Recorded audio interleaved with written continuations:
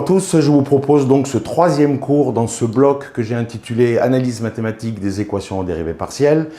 Je vous rappelle que nous avons dans ce cadre-là démarré par un premier chapitre introductif pour lequel j'avais considéré un problème modèle qui allait motiver les différents aspects, en tout cas les principaux aspects de ce champ de la mathématique qui est en charge de décider si un problème est bien posé, c'est-à-dire s'il existe une solution, s'il en existe plusieurs. Et donc c'est un périmètre de sécurité, j'ai presque envie de dire, que ce champ de la mathématique est à la charge, à savoir de garantir que vous n'allez pas dépenser des budgets informatiques complètement démesurés pour des problèmes qui n'auraient peut-être pas de solution, ou peut-être pour des problèmes qui auraient un nombre important ou différent de solutions, pas obligatoirement important, peut-être pas, et pour lequel vos méthodes d'approximation, parce que la plupart des problèmes ne peuvent être résolus que par approximation, eh bien, sans avoir ce périmètre de sécurité de cette analyse préliminaire, vous ne pourriez pas imaginer, appréhender plusieurs types de solutions par approximation. C'est bien l'objet donc du propos, en fait, de ces investigations, de cette exploration dans le monde des mathématiques par un certain nombre d'outils que nous allons voir dans ce bloc de cours.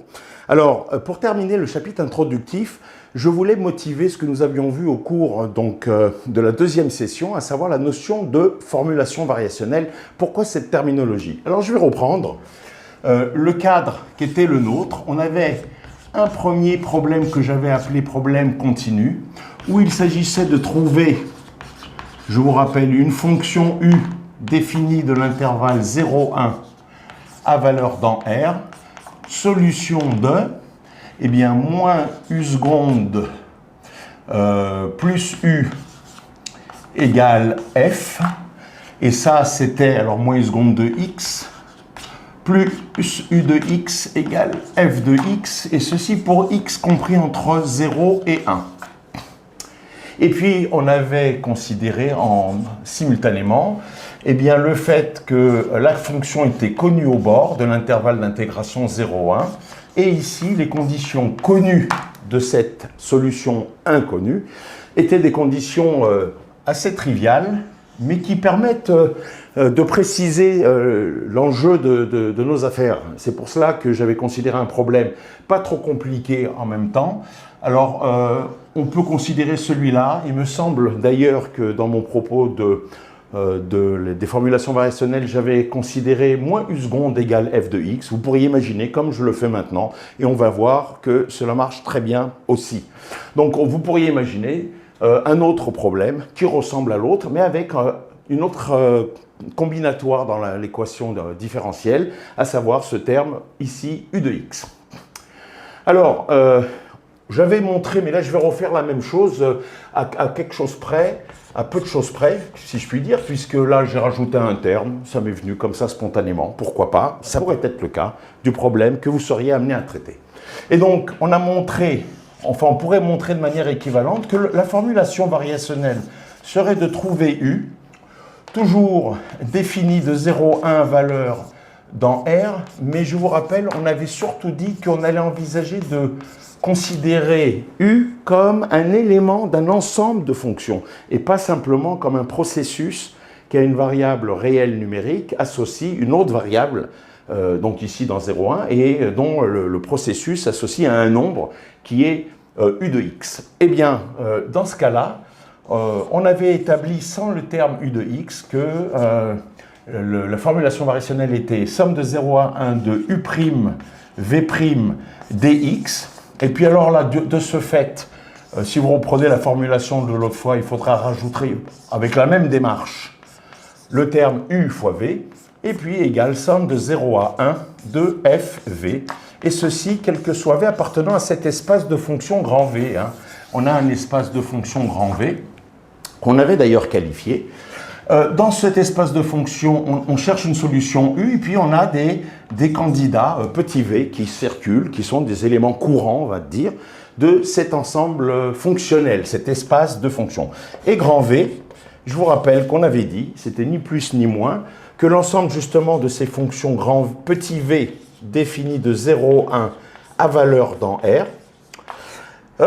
on va marquer comme l'autre fois suffisamment régulière.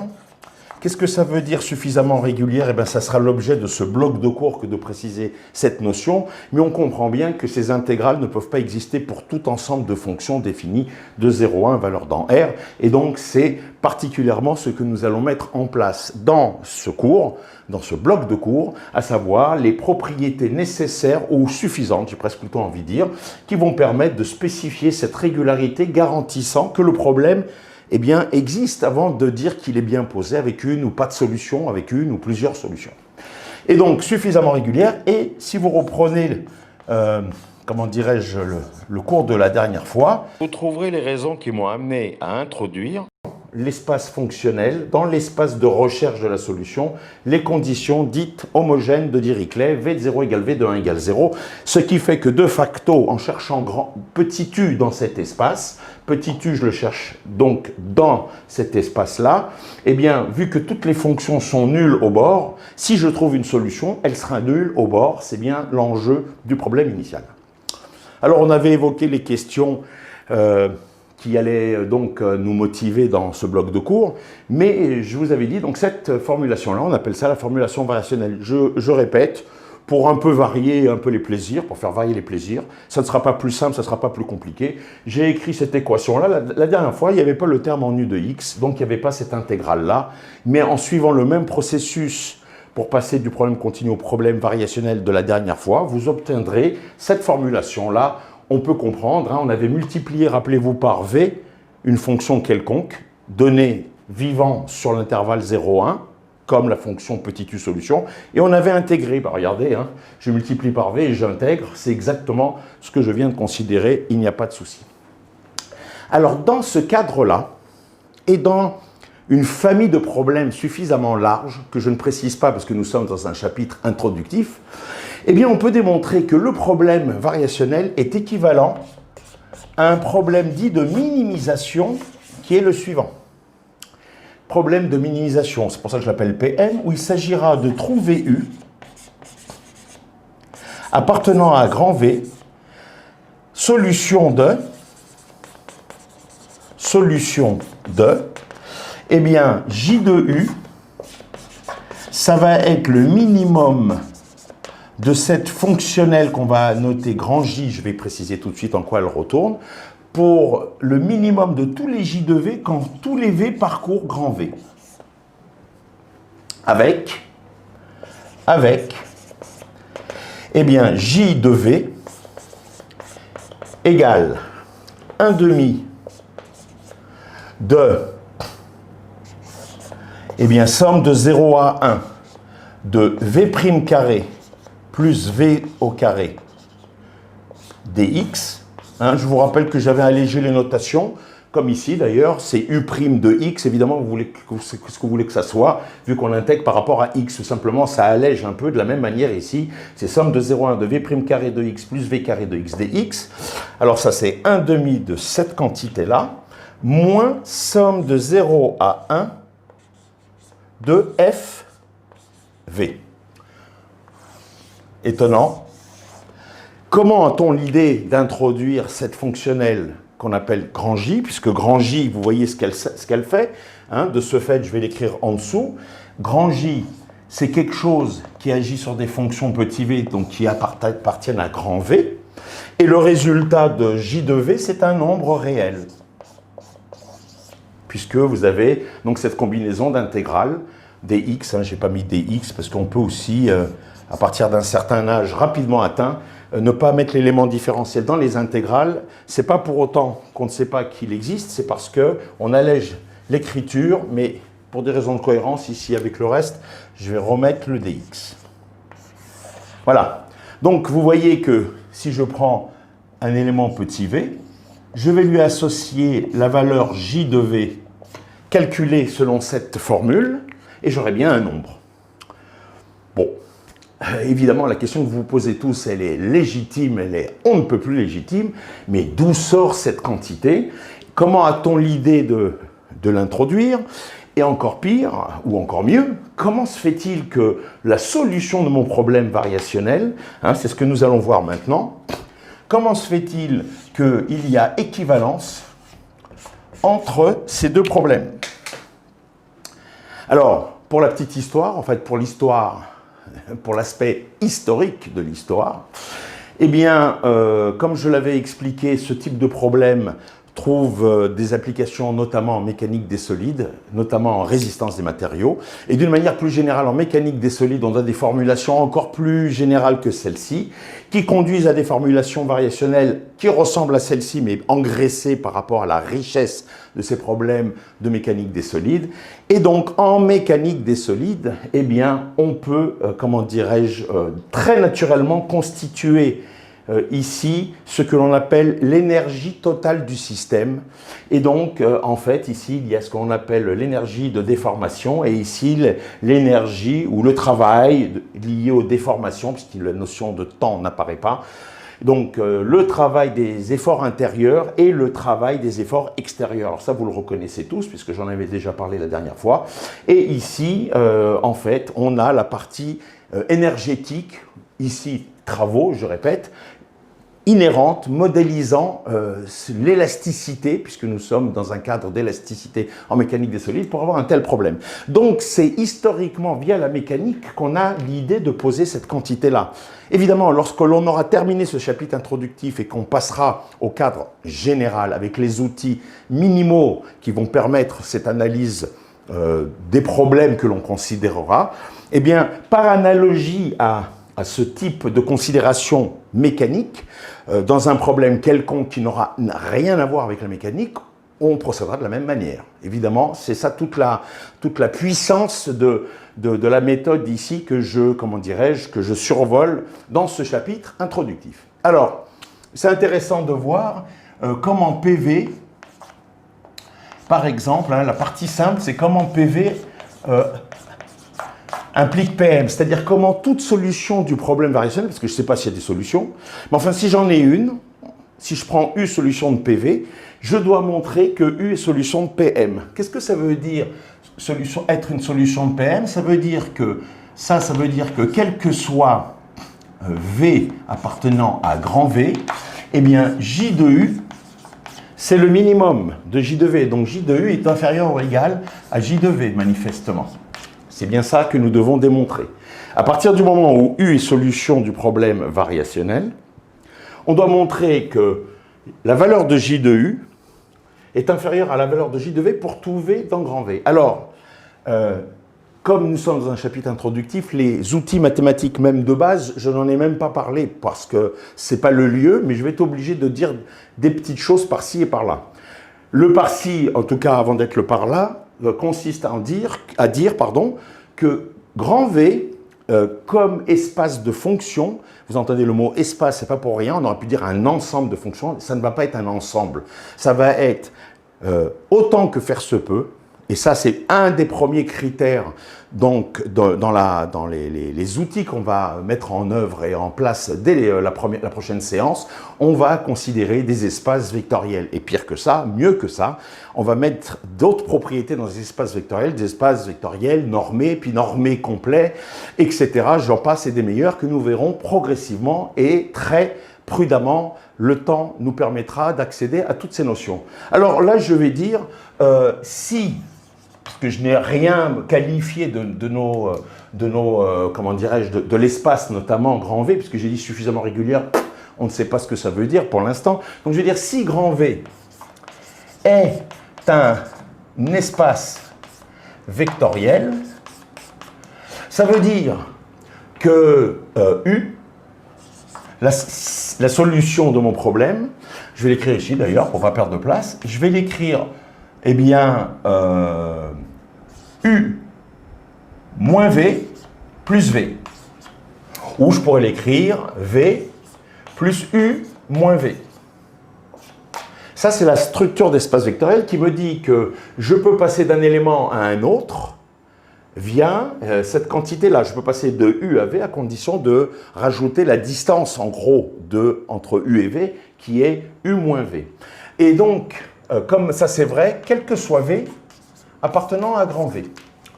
Du coup, je comprends aussi que si V est un espace vectoriel, eh bien je peux aussi dire que quel que soit V appartenant à grand V, à l'image de ce que j'ai dit ici, et pour simplifier l'écriture, je peux écrire que U, c'est V plus H, un H qui appartient à grand V. Si vous voulez, le H, c'est le U moins V, vous avez compris. Pourquoi je dis cela? Parce que je l'ai écrit dans ce sens-là, et de même, je peux dire aussi, de même, eh bien, n'importe quel élément V appartenant à grand V, c'est U plus H, un autre H, hein, quel que soit V appartenant à grand V, quel que soit H appartenant à grand V. Quand je dis quel que soit V, quel que soit H, ça veut dire qu'il y a un H qui me permet de passer de U à V. Si je le fais quel que soit V, il va y avoir cette écriture qui va être V, quel que soit V, quel que soit H. Mais bien sûr, le H est fonction de V, comme dans l'écriture qui est au-dessus. Du coup, je peux évaluer le J de V en le connectant à U, puisque je veux montrer que n'importe quelle valeur de J de V est plus grande que la valeur de J de U si U est la solution du problème variationnel. Autrement dit, je vais être capable de, et c'est ça l'enjeu, de voir est-ce que J de U plus H, question, est supérieur ou égal à J de U, quel que soit H appartenant à grand V. C'est une question qu'il nous faut maintenant aborder. Donc vous voyez que cette propriété qu'il nous faut démontrer, je la traduis grâce à une structure mathématique élémentaire suffisamment générale qui est la structure d'espace vectoriel. Et on verra qu'on a besoin d'autres propriétés, comme je l'ai déjà évoqué très rapidement tout à l'heure, qui vont permettre de notamment comparer J de V à J de U. Parce que comment je vais comparer J de V à J de U? Je vais comparer J de V à J de U si je sais comparer V à U. Ne me dites pas que cela ne vous parle pas. Comment comparer V à U? C'est l'objet de cette écriture. Mais cette écriture-là, elle peut se faire, j'ai envie de dire, aussi naturellement que possible dans un espace vectoriel. Alors, à partir de là, eh bien, il nous faut, connaissant la valeur, l'expression de J de V que je n'ai pas encore effacée, je vais peut-être pas l'effacer tout de suite, on va voir. Il va nous falloir évaluer maintenant J de U plus H. Parce que J de V, c'est J de U plus H. Je répète la motivation de cette manipulation. Si je veux montrer que J de V est plus grand que J de U pour tout V dans grand V, comparer les images, c'est à partir du moment où je suis naturellement en mesure de comparer les antécédents. C'est pour cela que j'ai eu besoin d'introduire cette notion de connexion entre la solution potentielle U et n'importe quel élément petit v de grand V, et ceci m'a fait introduire une hypothèse de structure qu'il nous faudra évidemment vérifier dans les différents exemples par la suite, à savoir cette structure d'espace vectoriel. Donc maintenant, il nous faut calculer J de U plus H. Je vais évaluer J de U plus H. J de U plus H, vous avez l'expression de grand J sous vos yeux, c'est 1 demi de somme de 0 à 1, somme de 0 à 1. Alors on avait V' carré quand c'était J de V, donc il nous faut écrire U plus H prime au carré. Et puis on avait plus, rappelez-vous, V2, donc là il nous faut écrire plus U plus H au carré. Et ça, c'était fois dx. D'ailleurs, le crochet, il ne sert pas à grand-chose, mais comme je l'ai ouvert, je le ferme. Et puis moins quoi? Moins somme de 0 à 1, on avait de FV. Donc FV, ici, c'est F fois U plus H, dx. Et comme on veut comparer J de U plus H que je viens d'écrire à J de U, donc vous êtes d'accord qu'il convient ici de faire apparaître J de U. Alors J de U, hein, je le réécris juste pour information. Enfin, ça a la même structure que ce qui est là-bas. C'est 1 demi de somme de 0 à 1, donc de U' carré plus U2 Il suffit d'écrire J de U comme on a écrit J de V par définition. Dx moins somme de 0 à 1 de F fois U. Donc cette quantité-là, il faut que je la valorise dans cette écriture puisque je veux comparer J de U plus H à J de U. Très bien. Et donc, qu'est-ce que j'ai ici? Bah écoutez, j'ai bien 1/2 de somme de 0 à 1. Et qu'est-ce que j'ai? J'ai bien un U' carré plus un U carré. D'accord? Donc je vais l'écrire. U' carré, je vais regrouper les termes en même temps que je développe. Voilà. Et puis là, je vais prendre le moins somme de 0 à 1 de F fois U. Ah oui, on est bien d'accord. Donc en fait, ça va être le J de U que je cherche à faire apparaître à partir de J de U plus H pour le comparer. Et donc maintenant, ce qui me reste, eh bien, il faut voir à quoi il correspond.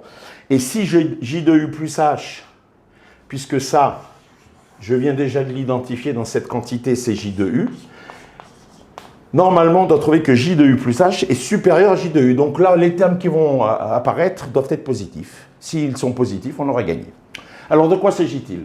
Donc on écrit tout, 1/2.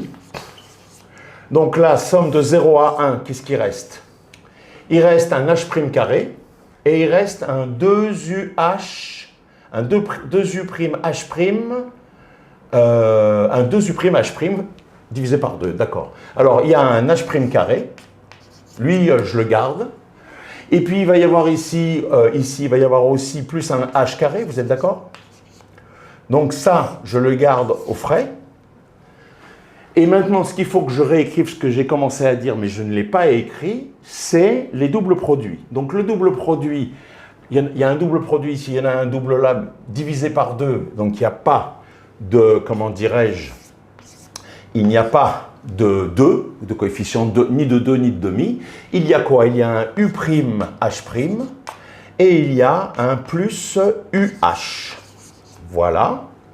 U'H' plus UH dx. Donc c'est tout ce qui reste ici. Ici on a 3 termes. Ici on a 3 termes. On en a déjà pris 2 ici. On a 3 et 3, 6 en tout. Et il y en a bien 2, 4 et 6. Je n'ai rien oublié dans ce développement-là, si vous le comprenez comme ça. Ici, moins FU, je l'ai pris ici, moins FU dx, ou sans le dx. Hein. Vous voyez, hein, j'ai déjà pris l'habitude, j'ai supposé que vous aviez atteint l'âge de la maturité pour ne pas écrire le dx, puisqu'on a très bien compris qu'on intégrait par rapport à x. Très bien. Par contre, ici, plus important, moins somme de 0 à 1 de FH. On est bien d'accord. Alors, cette quantité-là, elle est bien positive ou nulle. Maintenant, celle-là, que vaut-elle? Eh bien, si nous avons écrit cette expression de J de U plus H pour tout U et pour tout H dans un ensemble pour l'instant inconnu qu'on a appelé grand V, si ce n'est qu'on l'a supposé être un minimum structuré comme un espace vectoriel, eh bien maintenant, pour pouvoir conclure, pour précisément évaluer cette quantité-là, eh bien, il nous faut nous rappeler que or U est solution du problème variationnel PV. C'est-à-dire, rappelez-vous, eh bien, on avait écrit, quel que soit V appartenant à grand V, une écriture intégrale, une équation intégrale. Eh bien, je vais faire la même chose, mais au lieu de dire quel que soit V, le V est quelconque, je vais dire que quel que soit H appartenant à grand V, j'ai quoi? Reprenez le début de la formulation relationnelle, j'ai somme de 0 à 1 de U'H' plus UH égale somme de 0 à 1 de FH. Et ce, quel que soit H appartenant à grand V. Autrement dit, dans l'évaluation de J de U plus H, cette quantité-là, c'est précisément la différence de ces deux termes, et donc la différence est nulle. Autrement dit, bilan des courses, on obtient que J de U plus H, c'est J de U plus une quantité positive, plus, je le réécris, 1/2 de somme de 0 à 1 de H' carré plus H2, c'est-à-dire c'est supérieur ou égale à J de U, vu que cette quantité, je l'ai écrite il y a un instant, je l'ai dit en tout cas, elle est positive, elle était ici positive. Et donc, on a bien établi que si U est solution de PV, problème ou formulation variationnelle, alors, eh bien, U est solution de PM, puisque l'on a montré, juste au-dessus, que quel que soit H, J de U plus H est toujours supérieur ou égal à J de U. Autrement dit, en d'autres termes, ce que l'on avait écrit ici d'une manière n'intégrant pas comment dirais-je, la structure vectorielle que j'ai supposée et qui sera à vérifier, comme je l'ai déjà dit dans un grand nombre de cas, si je suppose que j'ai un espace vectoriel, cette propriété de minimisation s'écrit maintenant en reliant U à U plus H, c'est-à-dire un V, et pour pouvoir arriver au fait que J de U plus H est supérieur à J de U. Réciproque un peu plus délicat. Alors, pourquoi un peu plus délicat? Parce que réciproque, c'est on part d'une solution du problème de minimisation. Et on veut montrer que de cette solution du problème de minimisation, on a la solution du problème variationnel qui est là, grosso modo. Je l'ai réécrit ici. Donc, si dans le sens direct, je suis parti d'une solution, d'une égalité que je suis en train d'effacer, et à partir de cette égalité, j'ai montré une inégalité que je viens d'effacer à l'instant aussi. Passer d'une égalité à une inégalité, c'est assez simple. Il suffit, comme vous venez de le voir, de valoriser un terme qui soit positif, qui soit donc additionné ou supplémentaire d'un des deux côtés de l'équation. Et donc, à partir d'une équation, on obtient une inéquation. Là, maintenant, la réciproque, c'est quand même un peu plus délicat parce qu'il nous faut passer d'une hypothèse qui est une inéquation, U est solution du problème de minimisation, et de cette hypothèse-là, il va falloir faire ressortir que U est solution du problème variationnel, donc d'une équation. En structure, il me semble essentiel qu'on identifie parfaitement cette difficulté, j'ai envie de dire, intrinsèque, parce que c'est ça qui permet d'obtenir les idées pour passer, ou pour, j'ai envie de dire, mettre en œuvre les bonnes techniques qui conviennent. Alors, donc là, maintenant, réciproque.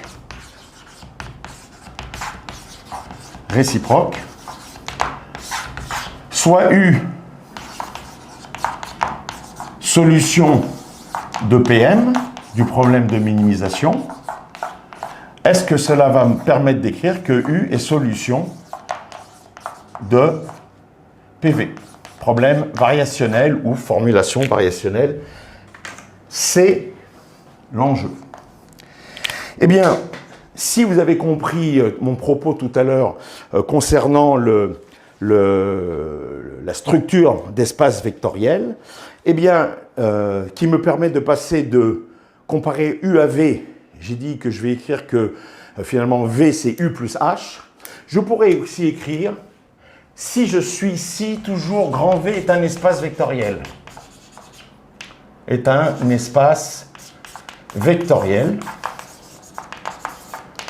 Alors, je vais pouvoir écrire que quel que soit V appartenant à grand V, il existe un lambda appartenant à R tel que, eh bien, et il existe un lambda appartenant à R et il existe un H appartenant à grand V tel que, eh bien, V s'écrive U plus lambda H. C'est-à-dire que j'utilise au maximum la structure d'espace vectoriel. Tout à l'heure, j'ai finalement utilisé ce qu'on appelle la stabilité, comme vous le savez, de l'addition dans un espace vectoriel. C'est pour ça que j'ai pu relier U à V par V moins U.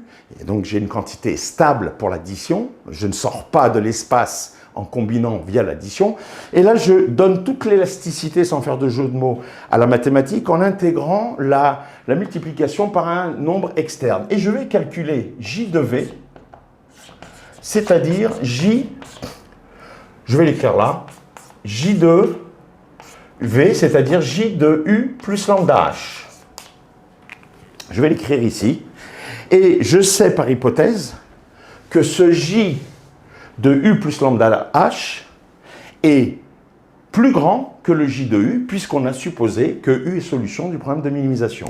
Alors, qu'est-ce que c'est que ce J de U plus lambda H? Ça ressemble bigrement à ce qu'on a fait il y a un instant. C'est donc 1 demi de somme de 0 à 1 de U plus lambda H prime carré plus U plus lambda H carré, oui, dx, si vous voulez, puisqu'on a ici deux termes, alors je vais le rajouter, le dx pour la décoration florale, et puis moins somme de 0 à 1 de f u plus lambda h. D'accord, dx, allons-y. Alors je vais faire apparaître comme tout à l'heure le j de u, parce que là je sais l'hypothèse, hein, je vais l'écrire ici. L'hypothèse c'est quoi? Eh bien on sait que j de u plus lambda h, c'est-à-dire ce qui permet d'écrire un élément petit v quelconque dans grand V, eh bien est supérieur à j de u. Ça veut bien dire que u est le minimum, réalise le minimum, u réalise le minimum de la fonctionnelle petit grand j.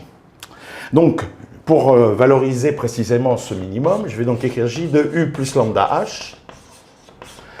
J de u plus lambda h. Alors, faisons apparaître, comme c'est exactement le même calcul que tout à l'heure, 1 demi de somme 0,1 de u prime carré plus u2 moins fu, c'est j de u. Terminé. Je ne perds pas de temps. Par contre, j'ai donc un lambda 2 h2, h'2, et j'ai un lambda 2 h2. Donc, j'ai un lambda 2 sur 2. Oui, j'ai un lambda 2 sur 2, somme de 0 à 1 de h' carré plus h carré. Allez, mettons le dx. Je répète, quand je développe, ici j'ai dérivé et je développe le carré, donc j'ai un lambda 2 h2, h'2, le voilà, divisé par 2, et là j'ai un lambda 2 h2, tout va bien. OK. Et puis, qu'est-ce que j'ai encore? J'ai aussi, donc, ça c'est la partie en H2, maintenant les doubles produits. Alors les doubles produits, lambda est une constante, quand on dérive, il y a les 2 divisés par 2, les doubles produits divisés par 2, on vient de le voir à l'instant, donc c'est plus. Alors il y a un lambda ici, il y a un lambda là, donc il y a plus lambda, somme de 0 à 1, eh bien de UH, U fois H, 2U lambda H, le voilà, 2 prime, pardon, puisqu'on doit dériver aussi, et là, plus UH. Voilà. Alors, qu'est-ce qui reste ici? Moins FU, on l'a pris dans le J de U, et il reste moins lambda, ah ben alors on va mettre lambda en facteur, qu'est-ce que vous voulez que je vous dise? Moins, quoi? Somme de 0 à 1, oui, de FH, dx. Voilà, si je ne me trompe pas, je n'ai rien oublié. Normalement, je n'ai rien oublié. Et donc, or, on a terminé. Je ne sais pas si vous le voyez, on a terminé.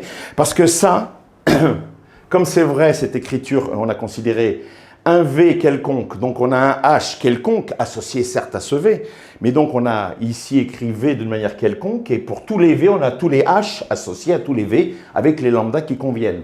Ce qui veut dire que si vous observez bien ce qui se passe ici, si ce crochet était nul, avait la bonne idée d'être nul, eh bien on pourrait, comment dirais-je, conclure. Mais comment obtenir ce crochet est nul? Alors, or, J de U plus lambda H moins J de U est positif ou nul, c'est-à-dire que si je forme la différence qui est positive, par hypothèse que maintenant U est solution du problème de minimisation, on obtient quoi? On obtient lambda 2. Alors je vais vous l'écrire dans le bon sens pour éveiller comment dirais-je, votre curiosité. Je ne vais pas l'écrire comme ça, je vais l'écrire 1 demi de somme de 0 à 1 de h' carré plus h2. Alors là, il y avait un prime. Petite erreur. Pas du tout, il n'y avait pas de prime, pas de petite erreur. D'accord, ça c'était pour voir si vous suivez. Vous connaissez la formule de l'enseignant. Hein. Donc, j'ai ça, dx. Et je vais dire tout ça, c'est fois le lambda 2. Vous voyez, j'essaie de susciter votre réactivité. Plus quoi? Eh bien, ce crochet qui m'intéresse particulièrement, donc j'aimerais montrer que ce crochet est nul, mais je vais l'écrire en première position. U'H' plus UH dx, oui, moins somme de 0 à 1 de FH, oui, dx. Et là, je mets lambda. Et ça, c'est positif ou nul. Ça implique que le discriminant du polynôme du second degré en lambda est négatif ou nul. Très bien, puisque dans ce cas-là, il serait du signe du coefficient du lambda 2. Le coefficient de lambda 2, curieusement, est bien positif. Donc ça permet bien d'avoir du signe de A, le fait que le polynôme du second degré soit ou positif ou nul. Donc, pour le garantir, il faut que j'écrive le discriminant et que j'écrive que le discriminant de ce polynôme du second degré en lambda est négatif ou nul. Mais ça, c'est le coefficient grand A fois lambda 2, plus le coefficient grand B fois lambda, plus C, et C égale 0. Donc, finalement, le discriminant, c'est quoi? Ben, c'est le coefficient qui pénalise, qui pondère la variable lambda, qu'il faut élever au carré, c'est-à-dire ce crochet qui nous intéresse très particulièrement. Somme de 0 à 1 de U'H' plus UH, oui, dx, moins somme de 0 à 1 de FH dx, et là, c'est au carré, B2 moins 4AC, mais C est nul, donc voilà le discriminant. Et ce discriminant doit être négatif ou nul. Donc vous avez un carré qui doit être négatif ou nul. Un carré négatif dans R, ça va être compliqué, donc ce carré qui est négatif ou nul ne peut être que nul. Autrement dit, je vais l'écrire ici, en me faisant une petite place, j'obtiens de ce fait que le discriminant est nul. Qu'est-ce que ça veut dire? Ça veut dire que somme de 0 à 1 de U'H' plus UH dx moins cette quantité, somme de 0 à 1 FH dx est nul, donc égale somme de 0 à 1 de FH, et ceci c'est vrai quel que soit H appartenant à grand V. Donc vous obtenez par cette évaluation, et je ne vous cache pas que ce qui fait que la démonstration fonctionne, c'est le point de départ, et le point de départ il est anodin, hein, mais il fallait y penser, c'est-à-dire à écrire toute la souplesse de l'élasticité, j'ai envie de dire, de la structure d'espace vectoriel. Parce que du coup, on a lambda qui est un paramètre et qui devient finalement la variable d'une équation du second degré qui nous permet de passer d'une inégalité qui est voilà l'inégalité, hein, je vais la souligner, ça c'est l'hypothèse, et on passe de cette inégalité à mettons un peu de couleur, à l'égalité, et ça, c'était pas gagné d'avance. Réfléchissez à cette difficulté intrinsèque, à savoir de passer d'une égalité à une inégalité, assez simple, 1 égale 1. Plus petit que 2, je rajoute 1, c'est terminé, j'ai une inégalité. 1 inférieur à 2. Comment de cela je vais déduire une égalité? Voilà une égalité. Ça, c'est du style 1 inférieur à 2. Et donc, c'est cette richesse proposée, suggérée par la structure d'espace vectoriel qui m'a permis, vous voyez, par le biais de ce discriminant, d'obtenir le résultat voulu. Alors maintenant, on a démontré que toute solution du problème variationnel était solution d'un problème de minimisation, c'est-à-dire que, en fait, dans l'espace grand V, que je redessine ici, hein, eh bien, on a la solution petit u, et on va l'atteindre par des chemins qui vont conduire en minimisant, en faisant varier cette fonctionnelle grand J. Rappelez-vous, minimiser, variation, ça vous parle? En fait, grosso modo, c'est comme si petit u annulait la, entre guillemets, la dérivée de grand J. Eh oui, c'est-à-dire on ne parlerait pas de dérivée, mais de différentiel, c'est un autre sujet. Mais voilà la motivation. À partir du moment où on a compris que U réalise le minimum, il y a bien donc cette idée de variation, et on ne peut plus clair, puisque J de U est plus petit que toutes les autres valeurs. Donc on est bien dans un problème de minimisation, donc de variation sous-jacente. C'est la motivation de cette terminologie. Je vous dirai très bientôt, le prochain chapitre, teasing, eh bien on va aborder les structures d'espaces vectoriels enrichis, les espaces dits de Banach, c'est-à-dire les espaces vectoriels normés, et les normes vont vérifier, ces normes de ces espaces vectoriels vont vérifier des propriétés qui vont nous permettre d'équiper ces problèmes mathématiques des bonnes structures pour garantir qu'ils ont une et une seule solution. Je ne vous en dis pas plus, à très bientôt.